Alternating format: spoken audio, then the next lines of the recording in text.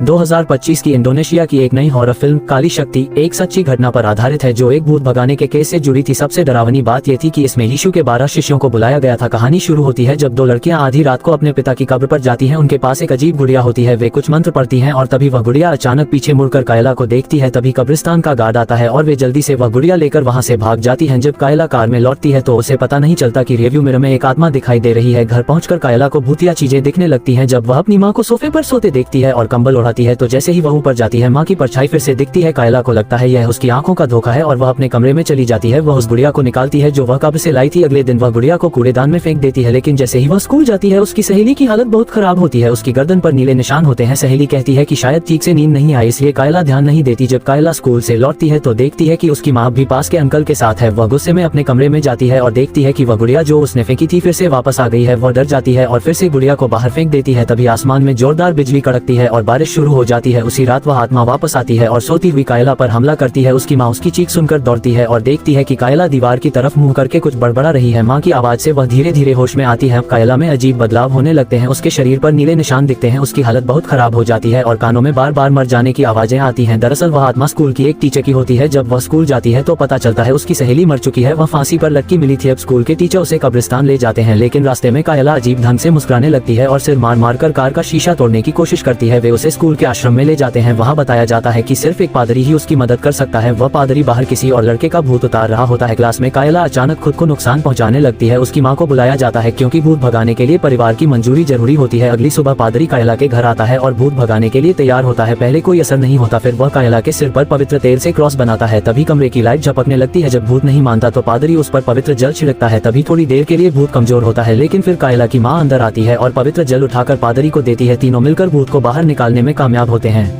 अगली सुबह कायला का बॉयफ्रेंड जो उसकी माँ का प्रेमी भी था उसे सब ड्रामा लगता है और कहता है कि कायला ने ये सब नाटक किया ताकि माँ को खुद से अलग कर सके। माँ आखिरकार अपनी बेटी को चुनती है और बॉयफ्रेंड चला जाता है। फिर माँ और बेटी मृत पिता की कब्र पर जाते हैं और लौटते समय माँ अंगूठी उतार देती है लेकिन उन्हें नहीं पता कि भूत अब भी कायला के अंदर है। भूत अब पादरी के रास्ते में आता है लेकिन पादरी जैसे ही कायला के पास पहुंचता है वह गिर जाता है। जब पादरी उसे अस्पताल ले जाने लगता है तभी असली भूत प्रकट होता है। पादरी को पता चलता है कि कायला के अंदर एक नहीं कई आत्माएं हैं। वे सभी मिलकर हमला करती हैं। कायला कब्र पर अपने पिता की आत्मा बुलाना चाहती थी लेकिन गलती से लूसीफर के शिष्यों को बुला लेती है और उनमें से एक उसकी माँ को यीशु की तरह बांध देता है। जब माँ और बेटी घर पर होती हैं थॉमस नाम का लड़का भूत भगाने का डिब्बा लाता है। वह घंटी बजाकर आत्मा को रोकता है लेकिन आत्मा अब भी पूल के अंदर छिपी होती है और अब कायला पर पूरी तरह काबू पा चुकी होती है। वह थॉमस की मरी हुई पत्नी का रूप ले लेती है और थॉमस को उठा लेती है। थॉमस का नाम पुकारा जाता है। दूर बैठे एक बूढ़ा साधु ये सब महसूस करता है और प्रार्थना करने लगता है। थॉमस फिर क्रॉस लेकर आत्मा पर हमला करता है। वह अपनी आंखें बंद रखता है ताकि आत्मा असर न कर सके और अंत में वह आत्मा को कायला के शरीर से बाहर निकाल देता है। उसके साथ काला पानी भी बाहर आ जाता है। ये फिल्म सच्ची घटना पर आधारित बताई गई है और कहा जाता है कि इंडोनेशिया की तकनीक भी इतनी असली फिल्म नहीं बना सकती थी। अंत में थॉमस वह साधु बन जाता है जिसने आत्माओं से लड़ाई की।